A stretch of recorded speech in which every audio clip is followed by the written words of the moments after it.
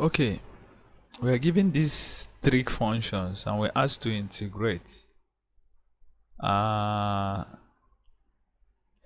If you remember our table of integrals, that's trig function, you will notice that when you integrated sine, we have minus cos. Do you get? If you integrate cos, you have sine. Sec squared, you have tan sec, you have sec, cosec squared minus cot. So you notice that we are missing out something. So there is nothing like integral of tan in this table, or integral of sec. We have sec squared, because we know that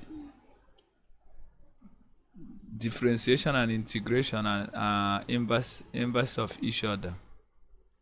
So that's why if you differentiate tan, you have sec squared. If you differentiate sine, you have cosine. If you differentiate cos, you have minus sine. Or if you differentiate minus cos, you have sine. So there is a problem now. That's why we need to do this. We need to find the integral of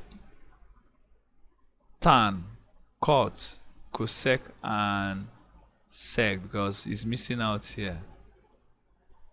So we now go to that. So to solve this, we use a general form. If you could remember from my previous video, I said that we normally use this to solve this fast. Because do you remember that I have that integral of f prime x dx over fx? The answer is ln fx plus c plus k, or constant. Now if you notice that you are asked to integrate any function of this form such that the numerator is the derivative of the denominator. Do you remember? Example, if someone asks you to integrate 1 over x dx. So what do you notice? If I differentiate x is 1, so it's of this form. The answer is ln whatever that is here is x. Do you see? Or maybe if you have integral of, if you are given x squared plus 5x minus 2, and you have 2x plus 5. So integral of anything of this form, because if you differentiate the denominator, you get the numerator. The answer is ln x squared plus 5x minus, do you see, plus k. Though we normally use absolute values because this must be positive number. So with that, we can solve this.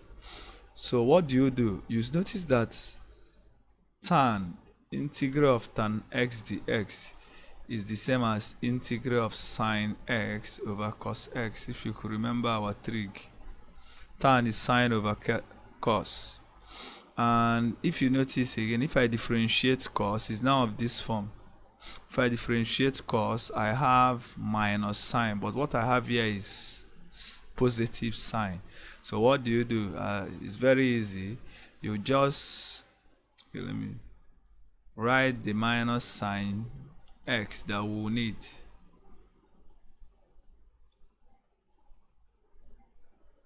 And counter it with the product of negative 1 again. So this and this are the same. Minus times minus is positive. So as you can see, if you now differentiate cos, you now have minus sine. So our answer is now minus ln cos x plus k.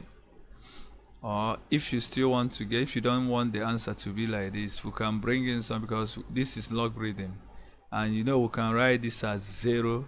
This means 0 minus, this is like 0 minus ln cos x plus k.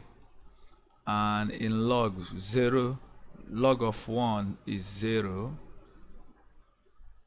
minus ln cos x plus k.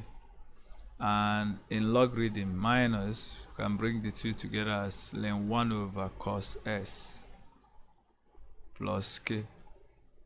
And 1 over cos is sec, so the answer could be ln sec x plus k.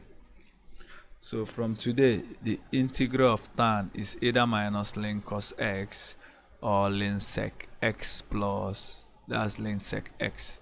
So that's for tan. For cosine, we still do the same. So for cot, integral of cot x dx, we can see that cot is cos over sine, because we know that cot is the reciprocal of tan, so it's now cos over sine. So, and as you can see, if you differentiate sine, you get cos. So our answer is ln sine x plus k. Okay, the next one is integral of sec x dx. So we can write this as sec x times tan x plus sec x over tan x plus sec x. So what did I do? I just multiplied the numerator and the denominator by tan x plus sec x, so nothing has spoiled. So if I decide to cancel out, so if I open up the numerator, I have tan x sec x plus sec squared x over tan x plus sec x, or you can write it as sec x plus tan x. So with that, you can see that if I differentiate tan, I have sec squared, which is up here, and if I differentiate sec, I have tan x sec x. So my answer is ln tan x plus sec x plus k. So that's the integral. So the final one, if I have, we are given cosec x dx. So that same way, we can multiply it by cosec x minus cot x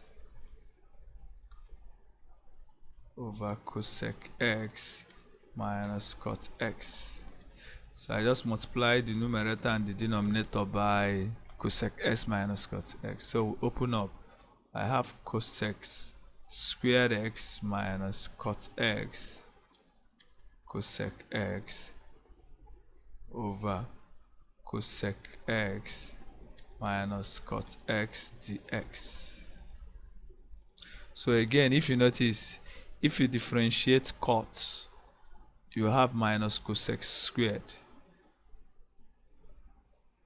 and if you differentiate, okay, if you differentiate minus cot, you have cosec squared, and if you differentiate cosec x, you have minus cot x cosec x. So our answer is ln cosec x minus cot x plus k. So that's it. So whenever you are given this, just remember this. Thank you.